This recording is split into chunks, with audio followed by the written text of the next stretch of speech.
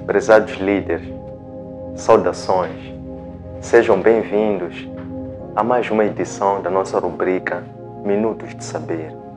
Este é um espaço privilegiado por nós de eleição, onde há uma edificação mútua por via da partilha de conhecimento, porque entendemos que o conhecimento é importante para a liderança, porque a liderança ela ocupa-se de encontrar soluções para resolver problemas, mudanças, desafios, transformações. E as soluções muitas das vezes implicam necessariamente por nós buscarmos uma atualização contínua, nós nos conhecermos melhor a nós próprios, nós compreendermos melhor o contexto e o ambiente onde nos envolvemos. Sabemos interpretar, que é fazer leituras dos contextos, das pessoas, das situações e também desenvolver a intuição para que possamos assim ter sempre uma visão de alcance de muito longo prazo. Então são esses elementos que desafiam-nos sempre a ir buscar respostas para, através deste ambiente, desta plataforma, poder haver esta partilha, esta construção coletiva, enquanto todos formamos um grupo ou uma comunidade de liderança, para que juntos possamos crescer, quer na graça, quer no conhecimento. Temos como proposta de tema para a edição 2, que é a edição número 46. Hoje vamos falar sobre o líder e a sua fonte. Antes de entrar com profundidade para este tema, vamos recapitular em linhas gerais o que é que nós tratamos na edição anterior, que foi a edição número 45. Nesta, nós nos ocupamos de estudar o tema a liderança e gestão de conflito. Nós sabemos que o papel do líder é o de gerir mudanças, promover transformações, resolver problemas. Por isso é que nós definimos como uma questão, ponto de partida, como uma pergunta intuitiva, uma pergunta que é remeter ao estudo foi: de que forma é que a liderança pode prevenir conflitos? E para responder ou sustentar aquele nosso estudo, nós elencamos 5 principais objetivos específicos. O primeiro, que era a formação de lideranças. O segundo, que era desenvolver o espírito de liderança nas pessoas. O terceiro, que era uma comunicação aberta, participativa. O quarto, que era o reforço da cultura organizacional que acarinha a diversidade. E o quinto objetivo era a intuição, de que forma que o líder pode treinar a sua intuição, enquanto sendo este aquilo que se chama do sexto sentido. Para hoje, rubrica número 46, rubrica Minutos de Saber, episódio número 46, vamos tratar sobre o líder e a sua fonte. O que nós queremos com isso dizer? É que todo líder tem uma fonte. O que é fonte? Estamos a dizer fonte do quê? Fonte de energia, fonte de saber, fonte de inspiração. Todo líder, toda pessoa tem uma fonte. Então hoje nós queremos estudar sobre qual é a relação que o líder estabelece com a sua fonte. De que forma é que o líder deve se conectar continuamente com a sua fonte. Então, nós sabemos que, ligado a essa questão de fonte, toda pessoa tem a sua origem. A origem é a sua base. Mas também toda pessoa tem um destino, que é para onde ele está a movimentar-se ao longo desta vida. Então, por base, é a inspiração, é a comunidade, é a família, é de onde a pessoa veio, é a sua história, é a sua realidade que veio e encontrou. E a partir dessa realidade, então, passou a ver e acreditar numa visão que lhe conduz para o destino. A par desta base, que é a sua comunidade, tem também um destino, que é o fim. E esse fim é orientado, é guiado, é conduzido por esta fonte que nós chamamos que é um mestre. Significa que, com isso dizer, que toda pessoa, todo líder tem um mestre, tem uma fonte que é o seu guia ou o seu tutor que vai lhe conduzir para o destino. Então, para nós reforçarmos e organizarmos a conversa de hoje, vamos definir primeiro a questão intuitiva que vai trazer para esta conversa uma certa dinâmica. Então, elegemos para o dia de hoje como pergunta de partida a seguinte: qual é a importância do líder se conectar com a sua fonte? E para compreendermos sobre a importância do líder se conectar com a sua fonte, vamos procurar explorar 5 principais aspectos. O primeiro, vamos ver os princípios da visão. Vamos ver que, na verdade, a questão de conectar-se à fonte é um desses princípios da visão. O segundo aspecto que nós vamos explorar é sobre como é que o líder pode conhecer a voz. O terceiro objetivo é como é que o líder se separa, se aparta, se priva para poder ouvir a voz. O quarto objetivo é como é que o líder desenvolve uma intimidade com a sua fonte ou a voz. A quinta e último aspecto que nós vamos trazer vamos exemplificar isso que nós estamos a falar na figura do grande mestre que é Jesus Cristo, como é que ele pessoalmente, para ultrapassar situações difíceis, angustiantes, ele pessoalmente se conectava à fonte. Então é sobre isto que nós vamos agora tratar e agora vamos descer com mais celeridade, a começar precisamente com o primeiro destes. Então, no que concerne ao princípio da visão, existem basicamente vários modelos que refletem ou sugerem sobre os princípios da visão. Mas o que acontece é que o líder, para ele se tornar líder, ele deve conceber uma visão. O que é uma visão? A visão é aquilo que se chama do sonho. O sonho é aquilo que é o destino ou aquilo que é o cenário ideal, o qual o líder acredita que este pode ser um desejo ideal para aquilo que ele pretende trazer como uma mais-valia, de que forma que ele quer agregar um valor, olhando para a sua origem, a sua base, que é a sua família, a sua comunidade. Ele, inspirando-se nesta visão, o que ele quer trazer para melhorar este padrão, para melhorar a vida das pessoas, para melhorar a vida da comunidade. Então, nós falamos sobre princípios da visão.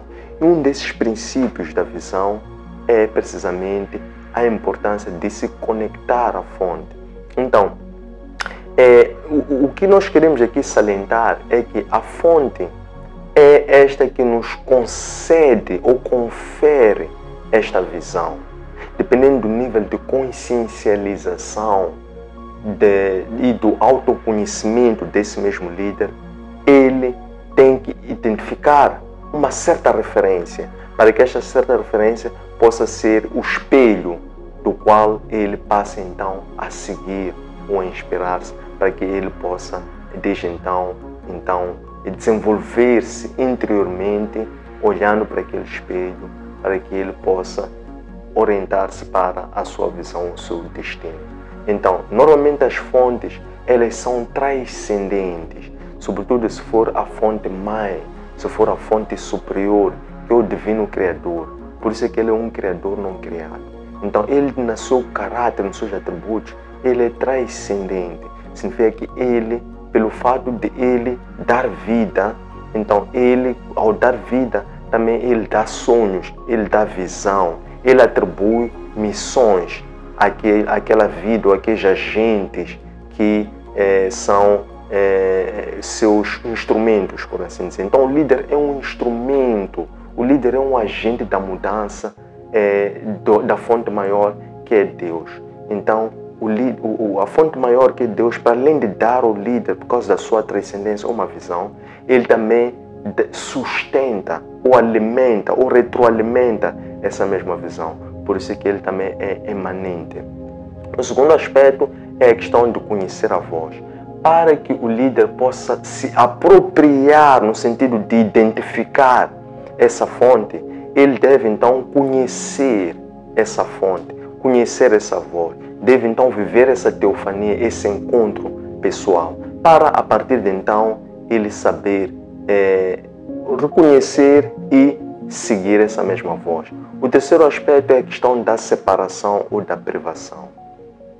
De uma forma recorrente, o líder vai sentir a necessidade, o desejo interior, um desejo até muitas vezes não expresso, mas com o andar do tempo o líder vai se aperceber, vai aprender a reconhecer e compreender como, quando, em que momento, em que circunstâncias é que ele deve se separar, deve procurar momentos para se privar com essa mesma voz. Para quê? Para ele poder compreender a voz, porque a voz ela está sempre a falar, só que ela fala no tom dele.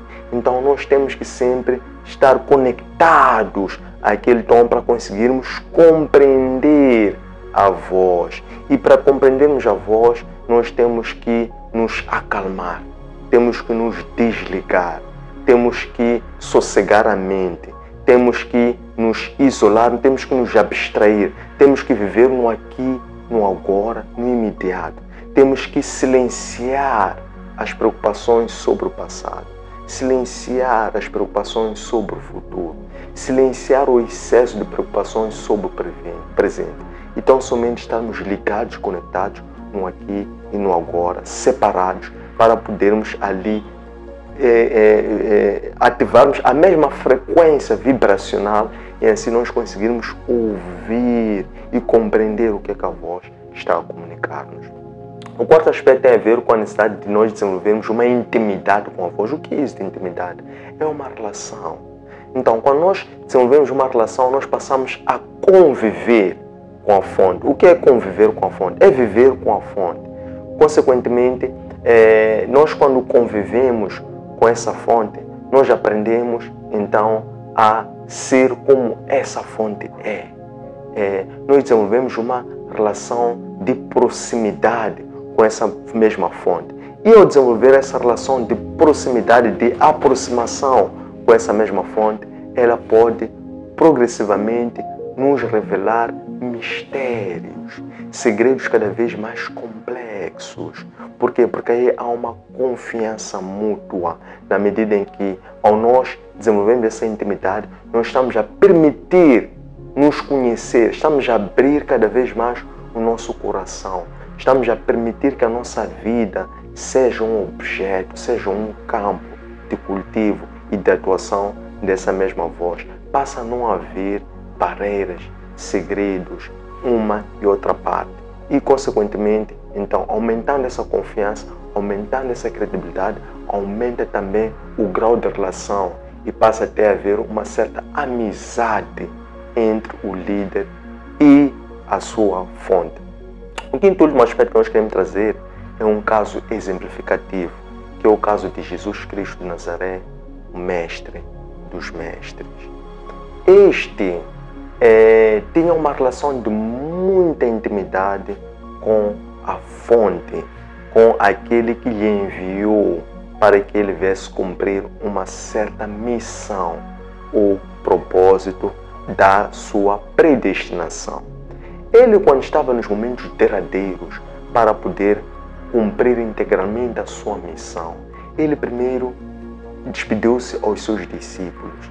E quando ele se despedia dos seus discípulos, nós vimos os dois, no caso João e Tiago, dois irmãos, que primeiro teriam dito que lá onde tu fores, nós gostávamos que ficasse um à sua esquerda, outro à sua direita. E Cristo respondeu: vocês não sabem o que dizem. Poderão vocês beber o cálice que eu vou beber? Poderão vocês se receber um batismo que eu recebi? Quando ele se referiu ao cálice, estava a referir-se ao sofrimento. É assim que ele, quando estava para se entregar voluntariamente, ele mais uma vez se isolou, indo ao Getsemane, que era um dos locais habituais, onde ele orava, mas agora isolado com o Pai, com a fonte. Ele então ali celebrou aquilo que é conhecida como a oração da angústia. Por quê? Porque ele estava consciente das tribulações, do perigo e também da dor e do sofrimento que lhe aguardava lá em Gólgota, na cruz. Por essa razão é que ele, quando inicia essa oração da angústia, ele diz: Pai, se possível, afaste de mim este cálice. Contudo, não seja feita a minha, mas seja feita a sua vontade. De seguida, as escrituras dizem que desce um anjo. Desce um anjo. E esse anjo, então, foi e apossou-se. Esse ser divinal veio e foi aquela força, foi aquela coragem que ele estava a precisar naquele momento para poder enfrentar aquele grande desafio que ele tinha mais à frente, enquanto um desafio derradeiro para que ele pudesse gloriar o Pai e, através do Pai, ele também fosse glorificado. Tendo chegado até esta parte, deixem ficar os vossos comentários, a vossa apreciação sobre esse tema, subscrevam os nossos canais, partilhem com os vossos conhecidos a nível de toda a vossa rede. Este trabalho vocês encontram nos nossos arquivos digitais, designadamente na nossa página de Facebook, Antônio Sene_Oficial, nosso canal YouTube, Antônio Sene_LDA, nosso aplicativo Elo App, nosso webpage www.academiaservo.com. Espero que gostem. Um abraço de luz e até breve.